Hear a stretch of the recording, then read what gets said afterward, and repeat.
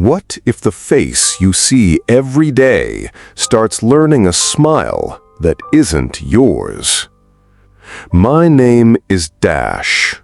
I am a keeper of patterns. My human, Mark, is the center of those patterns.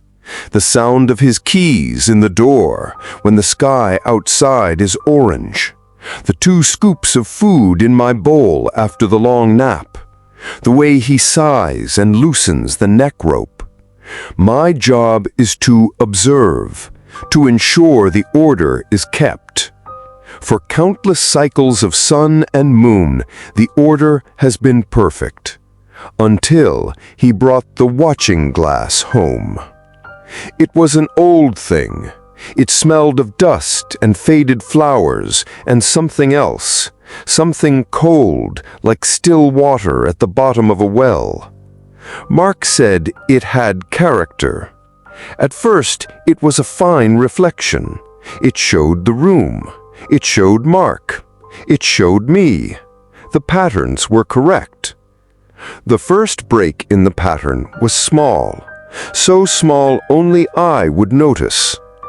Mark would stand before it, fixing his tie. His other self in the glass was a heartbeat faster. His fingers would finish the knot just before his real fingers did. It was a subtle, impossible echo. Was this a new game? I am a border collie. I understand games. Fetch, stay, find the toy. The rules are clear. The goals are simple. But this game had no rules.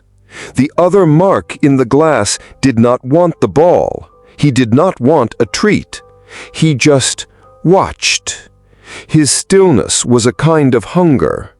And I, the keeper of patterns, had a new, unsettling pattern to observe. After a few sunrises, the suggestions began. Mark came home when the sky was bruised purple. He slumped in front of the watching glass, his shoulders down. I could smell the disappointment on him, sharp and sour like old rain. I watched his reflection. The man in the glass was not slumped. He stood straighter. His chin was lifted, and he smiled. A small, sharp, confident smile. Mark, looking at this other, better version of himself, unconsciously straightened his own shoulders. He copied the smile. He looked in the glass and nodded, as if agreeing with it. The sour smell of disappointment faded, replaced by something new, something sharp and unfamiliar, like ozone after a lightning strike. This became the new pattern. The watching glass would show him a better way to be, a way to stand that made him look taller, a way to tilt his head that made him look more commanding. And the smiles. The glass taught him a dozen new smiles. They were all wrong. They didn't reach his eyes. The corners of his mouth pulled a little too far, showing a sliver of pink gum I only see when a dog snarls.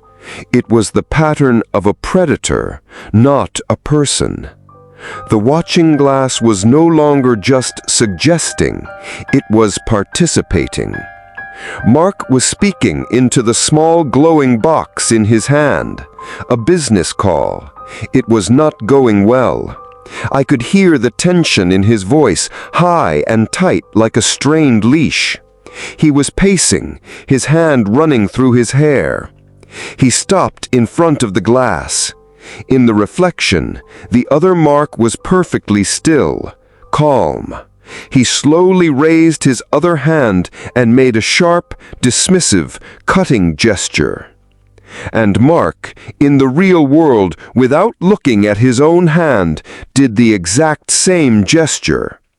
There was a sharp intake of breath from the glowing box. The other voice went silent.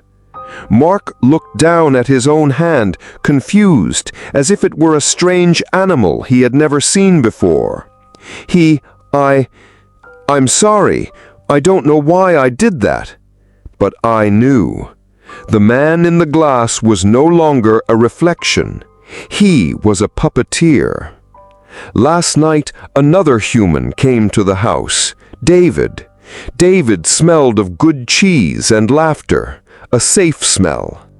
Mark was different. He was charming, confident. He used the new smiles, the new posture. David was impressed. Mark told a joke. David threw his head back and laughed, a loud, happy sound that filled the room. And Mark laughed too. But it wasn't his laugh. It was a wide, silent, predatory baring of teeth. The smile stretched impossibly far, his eyes as cold and flat as the glass on the wall. It was the mirror's masterpiece. David's laughter died in his throat. The smell of fear flooded the room, sharp and overpowering. I have to go," David stammered, his eyes locked on Mark's terrifying smile. He made an excuse. He left. Mark stood alone in the living room, the monstrous smile still plastered on his face. He looked confused. He touched his own cheeks, as if trying to understand their new shape. He walked to the watching glass. He looked angry, frustrated. But the man in the glass wasn't angry. The reflection was looking back at him with that same wide, cold, predatory smile. It wasn't copying him anymore. It was showing him the final product. Mark screamed, a raw, terrified sound that made my ears flatten. He picked up a heavy lamp and threw it. The watching glass shattered, a spiderweb of cracks, before it fell to the floor in a cascade of broken shards. The cold smell was gone. The presence in the room vanished. For a moment, there was just silence. The old patterns returned. This morning, Mark swept up the glass. He seemed lighter. The sour smell was gone. He was almost himself again. He was getting ready to leave. He straightened his tie, not in front of a mirror, but looking at his faint reflection in the dark, dead screen of the television. He tried to give a small, confident smile, the one he uses for important meetings. But his face didn't obey. Against his will, his mouth stretched into the wide, cold, predatory smile, the mirror's smile. I saw the panic in his eyes as he fought to control his own face. He couldn't. The glass is broken, but the reflection is still here. And now it doesn't need the glass to practice.